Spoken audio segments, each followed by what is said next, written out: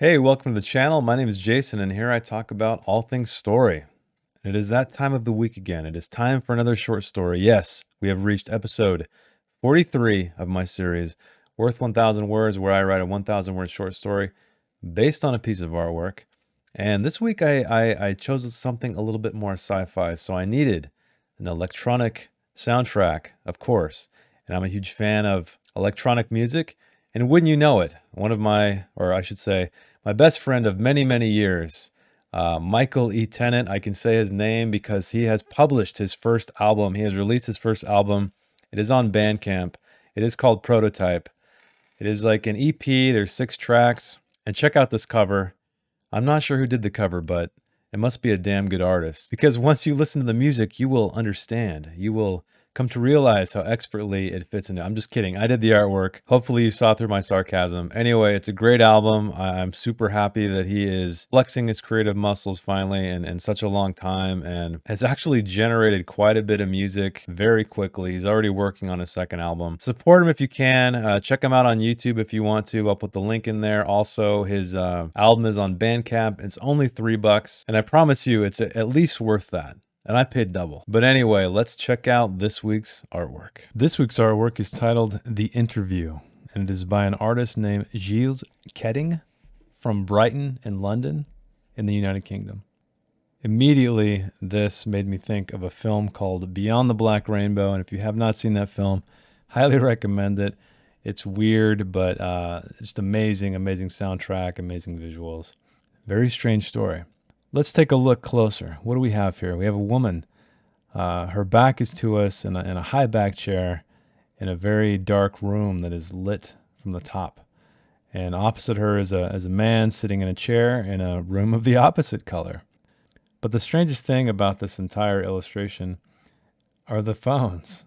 So we have these old school telephones. One has a cord going all the way across the screen behind the woman. However, I don't really see one in the one by the man across the room. Maybe it's running down through the table. I have no idea, but it's interesting how it's so sloppy on the woman's side. So as the title says, this appears to be an interview that is about to commence. I imagine the woman that we do not see is the one in power, signified by us not seeing her face, as well as the color of the room. It's much more intimidating. And this poor guy has to face her and answer her questions, presumably, at some point. So, Gilles, thank you for this amazing piece of artwork. It's cinematic, it's atmospheric. Love it. Reminds me of one of my favorite odd sci-fi films. So, what is the story here? From my perspective, let's see what I came up with. She crossed her legs, crossed them again, then exhaled a lungful of pearlescent abstraction, which matched the walls well. She tasted the last of it, felt the residue on her teeth and on her tongue. That she kept, coating her mouth with it. The ceiling looked too much like the roof of a mouth, she considered, while she tongued the roof of her mouth. She didn't have to check her nails, her skirt, all clean lines and sharp edges, a contrast to the dead worm of a phone cord, whose corpse lay behind her, connecting to the artifact that goddamn better well not smell like anything but her. She considered delaying the interview because of the sloppy arrangement, but decided against it. Perhaps it would add color, mystery, diversion. The window to inferiority came alive in front of her, showing a room that was comically designed with 12 vertically speared orbs, one pair at the front, one at the back, as if at any time electricity would crackle between them, trapping the frightened creature yet to be seen. She hummed aloud at that idea. The rear door slid up, not to the side like it should have, less distance to travel. This place was a fucking circus. A man in a smart suit entered. Whether he matched the quality of his suit she had yet to determine. He squinted into the darkness, like they all did, adjusted his attire before he sat, like they all did, tried a few positions to rest his hands before settling on one, which she knew wouldn't last, like they all did. Glasses. Intriguing. Not really. I'm happy to be here, he would say, unoriginally. She would hear it, but he didn't think she would, because he'd blush at the blush-colored phone next to him, hesitate about 100 times before picking it up. I'm happy to be here, he would say again, confident she'd heard this time. He'd shift in his seat, the dam inside him breaking, sweat cascading between skin and shirt, the fabric too cheap to do much of anything. Swamp ass, Jake, the custodian might say, who she really needed to fire because the floor was a smudged mess. She saw now with the lights on. How could she possibly concentrate with that sandpaper distraction?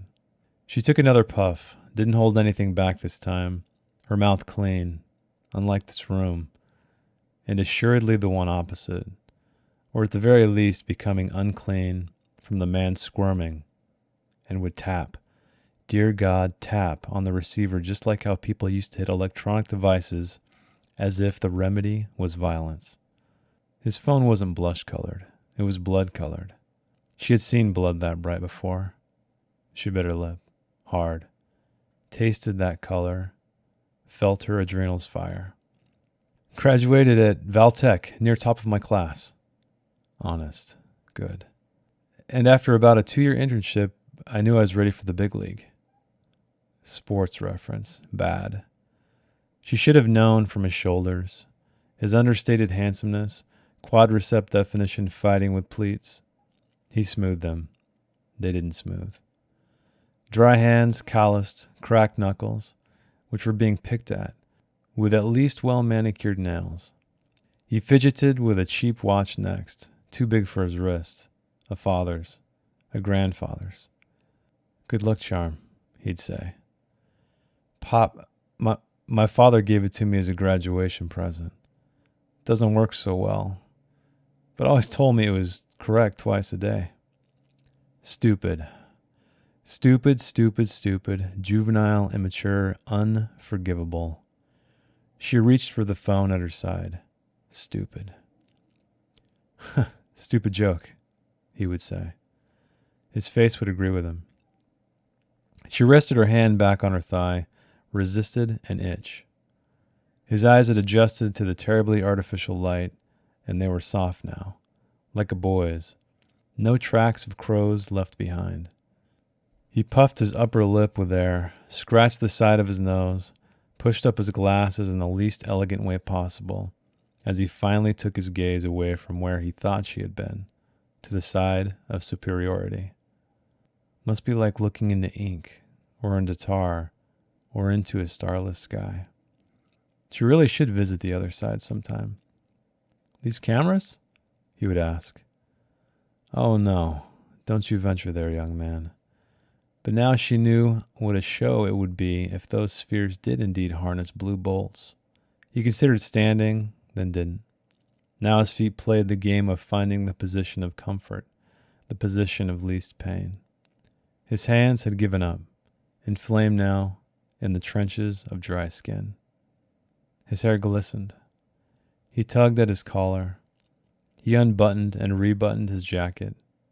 There it was, finally. A rivulet trailed from his forehead, dead center, and he anticipated it, scrunching his nose as it nestled into his labial fold, beating up on his well-groomed mustache.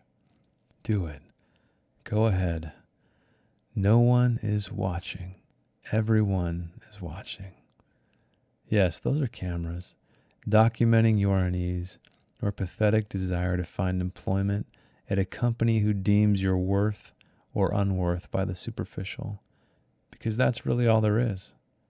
He lifted his hand, extended his index finger, exposing the cheap watch long enough to summon shame, and he quickly doused that shame deep in his sleeve, which found its way back to his lap along with his index finger that didn't scratch. It took him 2 minutes and 30 seconds longer than the last one. Maybe he'd be it. Maybe he wouldn't.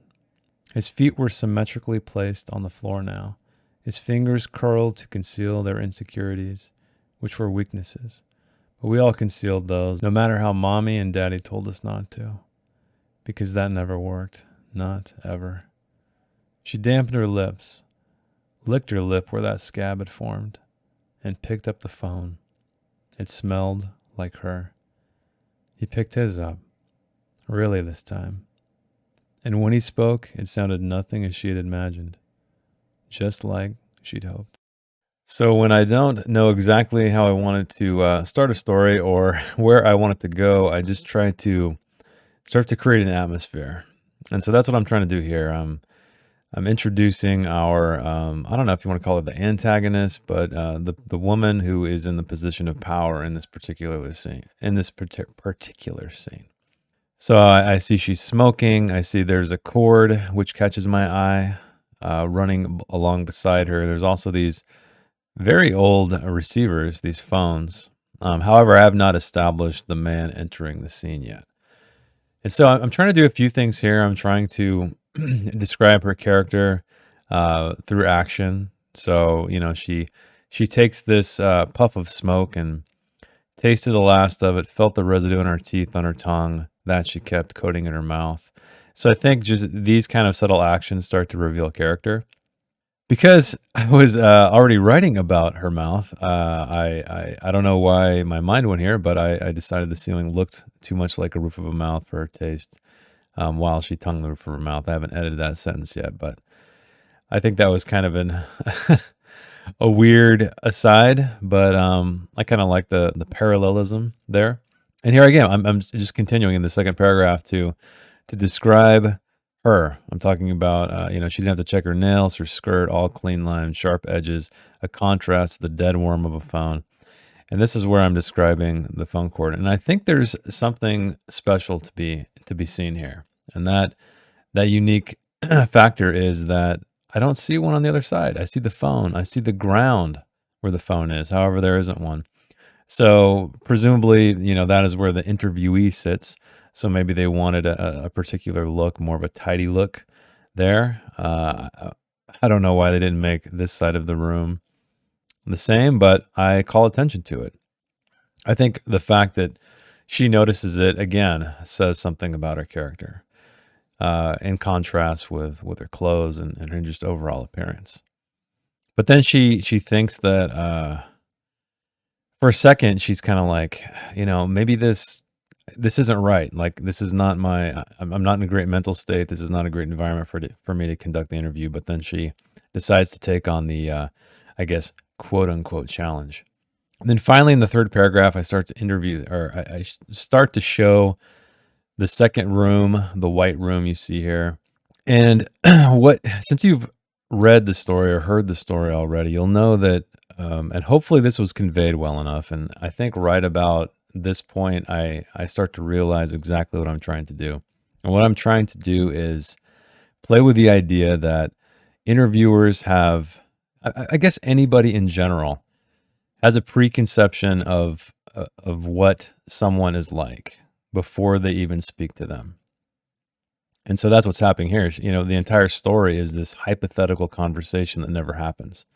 It happens in her mind. It happens based on the assumptions of this guy's appearance and what he would say, how he would sound, the questions he would ask or the statements he would make.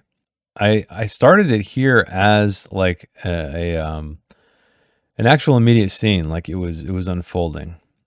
And then I went back later and had to change the tenses so it would be a little bit more easy to understand what was going on, because I like the concept of someone sizing somebody else up before they get the opportunity to even talk to them. It took a little bit more editing toward the end just to hopefully make that clear that it didn't happen. And I think similarly, the final line hopefully helps cement that fact down. And I start with very generic lines, which, this woman has probably heard countless times. I think that any interviewer probably has, like, happy to be here, nice to meet you, et cetera, et cetera. And I automatically make her assume that this guy he's hesitant, he's nervous, like so many interviewees are. He doesn't pick up the phone immediately, then he picks it up, repeating what he said. But then she starts imagining him sweating, and I don't know where this aside came from. The swamp ass Jake the custodian might say, who really she needed to fire. because the place was a mess. So again, just little details like that I like to have fun with because they start to just reveal character. They seem like they're completely pointless and completely pulled out of thin air, which they are. They're pulled out of thin air. But details like that I try to add in when I write because they just that's what that's what really defines people is these odd details, these seemingly mundane details make people feel more alive. Now, obviously, you don't want to overdo it. You want to keep it under control. You want to, just slide them in here and there when it feels appropriate. But that was the point of that line.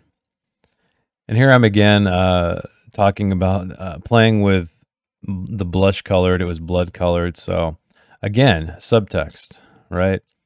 So we're talking about the opposite phone, how she immediately described it as blush colored as he blushed, which I like that kind of wordplay there. But then it turned to blood, which hopefully gives you an idea of her mindset and how the scene may be turning a little bit. It doesn't turn until later, technically, but you can start seeing it go in a certain vector at that point. And she's still sizing him up with these hypothetical. She hasn't said a word either. This is all stuff that he's, hypothetically giving up in these statements, and she's judging each one over and over again. And he seems to be stumbling. He seems to be not saying what she would like to hear until it gets so bad. When I think it's right here when he talks about a clock, even a broken clock is right twice a day. That's kind of the final straw for her, and she starts to begin to, make a final conclusion about, stupid, juvenile, immature, unforgivable. That was the last straw for her, and so she begins to initiate the the exit plan, maybe, or just maybe she's going to continue, begin the interview, but just with this preconception that no matter what this guy says, he's not going to be hired. And I mean, it's funny. Could you imagine like being in a situation like this in an interview like this, where you're in this bright room looking into this black void, being that far away from somebody, how awkward that must feel. But I just love the intimidation factor of the whole thing. I didn't really get too much into the sci-fi whatsoever, but I think that's like somewhat of a failing of a lot of certain sci-fi novels is you need to think, sometimes people need to think they need to go really deep into the tech or really deep into just the environments and how it's different, how is it futuristic. Whereas I think here what I did is I tried to use it as a tool to further separate, make it as impersonal as possible, as cold as possible between these two. Because I feel like in modern society, we still technically, or a lot of the time, we'll interview people in person or on a video chat or something like that. And we try to make it as personal as possible. Whereas I like the slight dystopian feel where they are so far apart. She's in this jet black room with these bright red lights overhead, and he's in the complete opposite. And I think that I think it was a great job by the artist creating that division between these two, because it says so much. Without having for me to write a story about it, but I did. So here it is. Where are we? Yeah, we're not even, I forget. We don't even get to her picking up the phone until later. We never actually hear this guy's voice. We just hear her perception of it, or we see her perception of it. And this is the point right here where she's noticing all of his imperfections, that he considered standing that did, now his feet played the game of finding the position of comfort. His hands had given up, inflamed now the trenches of dry skin, in the trenches of dry skin. And then finally here's the old hairline sweat that's coming down, which I guess she's using as some kind of metric, some kind of I don't know, guide to see, because I do mention later on about, wow, he lasted this much longer than the previous one. So I guess the head sweat is for her some way to determine the validity, or the how qualified this candidate might be under the pressure. Just sitting there in this room without being spoken to, waiting to be spoken to. So all these, ideas are coming to her in the span of, I don't know, probably under a minute, I would imagine, a few seconds. Or it could be a drawn out thing. I think that's up to the reader to decide to feel the pacing for themselves.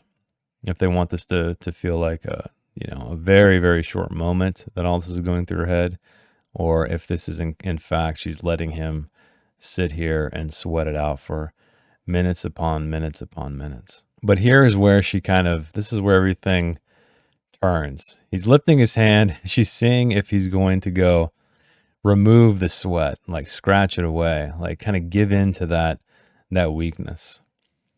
And again, she's using this as a tell for her to define deeper character. And I think that's what's funny about interviews is that I've interviewed a few people too, and I don't know, my whole philosophy is a lot of it is about personality, because what matters most is how these people work in a team. So I work in a team of people, and I know the team very well. And even if someone is amazing at their job, if they seem to be impersonal, awkward, weird, short-tempered, any of that stuff, I know it's not going to work. It's not going to matter. It doesn't matter how good they are, because I feel like anybody can be taught a skill, right? And presumably, if they're being hired for a certain skill, they have a sufficient level of proficiency, and it's really just about getting them educated, to the company standards or client standards or whatever it may be. So it's funny. I mean, I've fallen to this trap. Like I even say, like how we judge you on the superficial, and as kind of bleak or disappointing as that may seem, I mean, that's just the reality, right? So here we are. I'm at about an hour. I've already hit 1,000. The editing, as I say, was largely the tenses to further hammer in the fact that this is a hypothetical conversation that's going on in her head. None of this is happening, because I think the way it's written right now is it seems to be happening at the moment, right? Like in the present. And I think I probably could have kept it that way, and then had a more descriptive tell at the very end to describe the fact that no, all of that didn't happen. But I ran out of words. I'm sure I could have redone it, but to me, I think the easiest fix was to just change the verb tenses to future tense, and then leave it at that. So yeah, cleanup wasn't too bad. It was just about, and I'm sure I got some of it wrong. I can guarantee you I got some of it wrong, because that's always a tricky thing. I know I tend to outline in present tense, which is really weird. Maybe it's just because I'm thinking in present tense, even though I write all my stories in past tense for the most part. I'd say like 99% of my stories are past tense. I've dabbled in the present tense. I think only in these 1,000-word short stories. In fact, I've never done a long form present tense. I don't know. It just makes me feel weird. It's kind of cool when you start into it, but then once you get deeper into it, it feels like unnatural. And I think that's just because past tense is the most popular tense in writing fiction, and it's just so hardwired into us. It's hard to depart from that. And I remember reading one time a famous editor was talking about how present tense just doesn't work, and I really wish I had that quote on mind right now, because it was another convincing factor for me to shy away from it, to stick to the classics, to present tense. However, if you're a fan of present tense, I don't mind reading it, honestly. Like I've read plenty of books in present tense, and it doesn't particularly bother me. I just don't really like writing long form with it. I feel like I get kind of tied up somewhat, because I think even when we're reading past tense, it feels like stuff's happening. I mean, I think there is that extra level of immediacy that comes with present tense, but I don't know if it justifies. But I think that's it. We're getting close. I have only a few words left to wrap this thing up. We are almost there. 1,000 words, one to go, and there we are. Welcome to the end, dear viewer. I'm so glad you made it. This is where I talk about my final thoughts, what I liked, what I didn't like about it. I like the idea of someone prejudging someone. And I'm not talking about in reality, I'm just talking about in story form. You should definitely not judge people on how they look. Unfortunately, I think we all do at least a little bit. But I set out wanted to do. I created a situation where this interviewer, who is presumably interviewing tons and tons of people, it's becoming quite tedious. It's becoming quite rote, and she is coming to conclusions before she even speaks to this gentleman. And so it was fun playing with that. It was fun playing with her perception. I think this was very much a character study on her part, because everything from the dialogue to the description to her actions really just spoke about the kind of person she was. And maybe she was a little cliche, maybe she was a little bit tropey, but I think at the very least I was consistent. So what didn't I like? And I talked about this in the writing analysis, but I felt like maybe I could have brought a little bit more into the sci-fi into it. Now, I wrote a sci-fi novel in NaNoWriMo, and I quickly found out that world building and that kind of pace is very difficult. So clearly you can imagine that writing a 1,000-word short story in about an hour, world building can be even more difficult than something over a 30-day period, even though it's fewer words. But I shied away from it. I know way back in like episode 2 or 3, Robo Rats, I did successfully, I think, do a little bit more world building on the fly that I enjoyed. Didn't really happen here. Maybe because the environment was so stark, it was more of a challenge. There was less to read. It required more work on my part, and because I didn't have enough time, it didn't quite come out in the writing. However, that's okay, because I think, hopefully anyway, you tell me, did I create a situation that felt like it could exist in a sci-fi world, with the impersonal nature of things, the separation, the black and white, the cold atmosphere. All in all, it was an okay effort. It's not one of my favorites. I'd say it's somewhere in the middle. It's all right. It's a serviceable story. It's not the worst thing I've ever written, but if you liked it, let me know in the comments below. And if you'd like to support the channel, give me a like, subscribe if you like story-related content. You can check out all my books down in the description below, my live streams, my Discord, everything I'm associated with. So keep reading, keep writing, and I will see you next week. Thanks. Bye. If you'd like to read the story in its non-video format, check the link in the description. I didn't edit anything else, promise. Thanks again.